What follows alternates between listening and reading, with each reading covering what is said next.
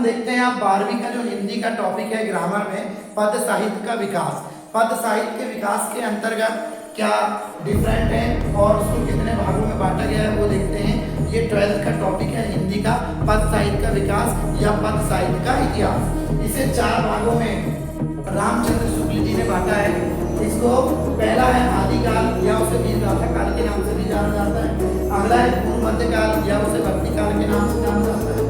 अगला है उत्तर मध्यकाल, इसे रीति काल के नाम से भी जाना जाता है। और अगला भाग जो है आधुनिक काल, जो आज वर्तमान समय में चल रहा है। तो सबसे पहले अगर हम देखें टॉपिक को तो सबसे पहले आता है आदिकाल या वीरगाथा काल। एक क्वेश्चन बनता है कि वीरगाथा काल किसे कहते हैं। तो वीरगाथा काल एक ऐसा काल होता है जिसमें वीर रस या फिर वीरों के युद्धों का सजीव चित्रण किया जाता है।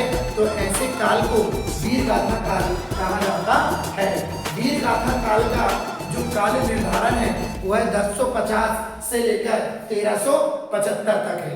और इस वीरगाथा काल को आदिकाल के नाम से भी जाना जाता है। क्यों? क्योंकि कालों की शुरुआत यहाँ से हुई थी, इसीलिए इसे आदिकाल कहा जाता है। तो वीरगाथा काल के बाद अगला आता है आपका भक्ति काल। और भक्ति काल को 2 भागों में बांटा गया है। यहाँ पे 2 प्रकार की विचारधारा देखने को मिलेगी। 1375 से लेकर 1317 तक इसका काल निर्धारण है। यहाँ 2 विचारधारा मिलेगी, एक है सगुण भक्ति धारा और दूसरी है निर्गुण भक्ति धारा। सगुण भक्ति धारा में आपको 2 टॉपिक देखने को मिलेंगे, राम भक्ति शाखा की विचारधारा और कृष्ण भक्ति शाखा की विचारधारा।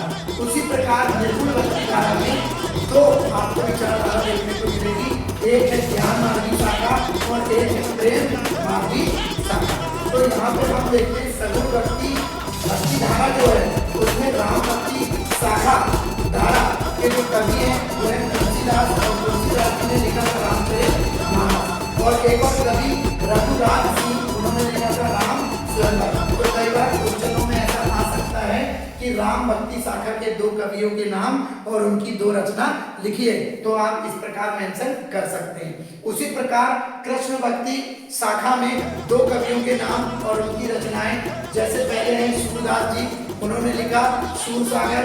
अगला है आपका कृष्णदास जी, उन्होंने लिखा प्रेम तत्व। इसी प्रकार निर्गुण भक्ति धारा में 2 टॉपिक हैं, ज्ञान मार्गी शाखा और प्रेम मार्गी शाखा।